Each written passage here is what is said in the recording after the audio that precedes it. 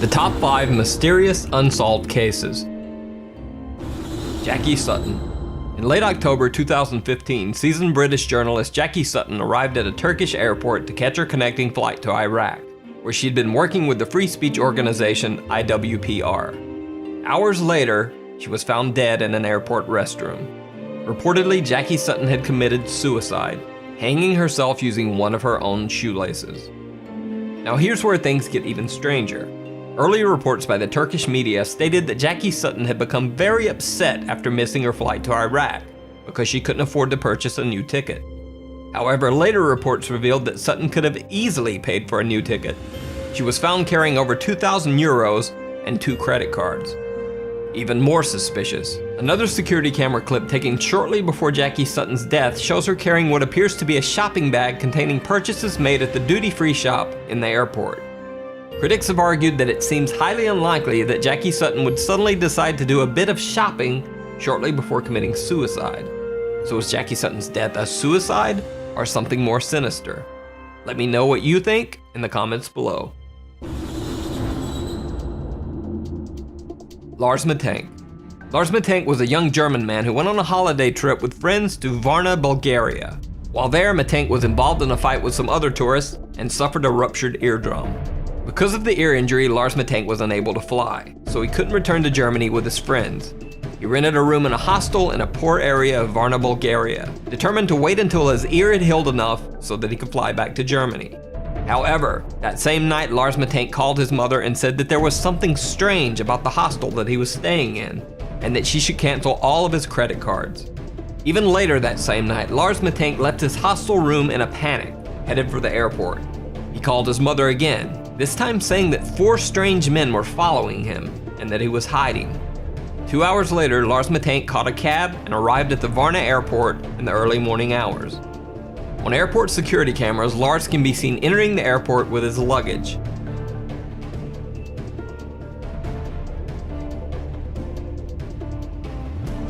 But minutes later, he is seen running from the airport in a panic, leaving his luggage behind. Eyewitnesses say that Lars Matank ran to a barbed wire fence that surrounds the airport, climbed over the fence, and then disappeared into some nearby woods. To this day, Lars Matank has never been found. His family asked that anyone with any info as to his current location contact them via their website or Facebook page. Brian Schaefer. One of the strangest disappearances on record is that of Brian Schaefer, an Ohio State medical student.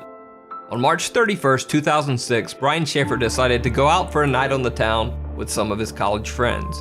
They met at the Ugly Tuna Saloona, an upstairs bar at Ohio State's South Campus. Brian can be seen arriving at the bar with his 2 friends. They're smiling and laughing as they exit the escalator to the 2nd floor bar. Around 10 p.m., Brian called his longtime girlfriend, with whom he had planned a spring break getaway to Miami a few days later. Brian told her that he loved her and would see her soon. Brian's girlfriend said that the call was nothing out of the ordinary. Later, Brian Schaefer is seen again on security camera near the escalators, talking to 2 girls. He seems to say goodbye and then heads back into the bar. Brian Schaefer was never seen again. Security cameras covering the only exits of the Ugly Tuna Saloona bar do not show Brian Schaefer ever leaving. The only possible other exit would have been through an area of the bar that was under heavy construction at the time and closed off to the public. However, even if Schaefer had left through the construction area, there are multiple other security cameras in the bar's vicinity. None of these cameras picked up footage of Brian Schaefer ever leaving the bar. It's almost as if Brian Schaefer disappeared into thin air in the middle of a crowded bar.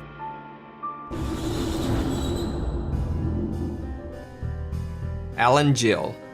On the evening of February 23, 2014, Alan Gill took a strange trip through Cornwall, England.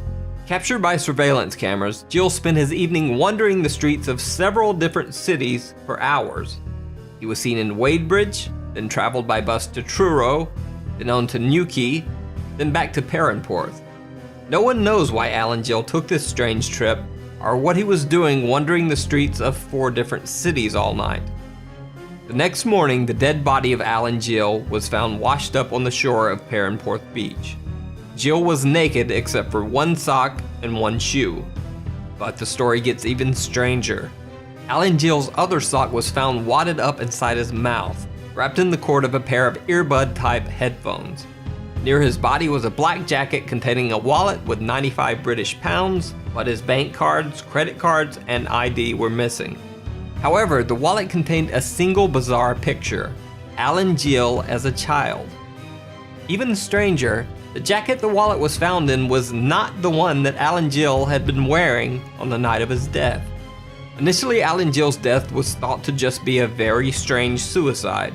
However, an autopsy revealed multiple unexplained injuries to Alan Gill's right hand, chest, and head. Police ruled the death as suspicious. The case still remains unsolved, and no one knows exactly what happened to Alan Gill. The Jamison family. One of the most bizarre disappearances in recent history is that of the Jamison family of Eufaula, Oklahoma. Pastor Gary Brandon claims that the Jamisons told him that their home was haunted by angry spirits. The Jamisons said that they had made contact with the spirits of a dead family in their house, and that their 6-year-old daughter Madison often talked to the ghost family's child. The Jamisons said that 2 of the ghosts were called Emily and Michael, and that one of the apparitions had wings like an angel. Allegedly fearing for the safety of his family, Bobby Jamison had asked Pastor Brandon if there were quote-unquote special bullets that he could use to fight off the intruding spirits. Pastor Brandon also said that Jamison mentioned that he had obtained a quote-unquote satanic Bible in order to attempt to ward off the ghostly beings.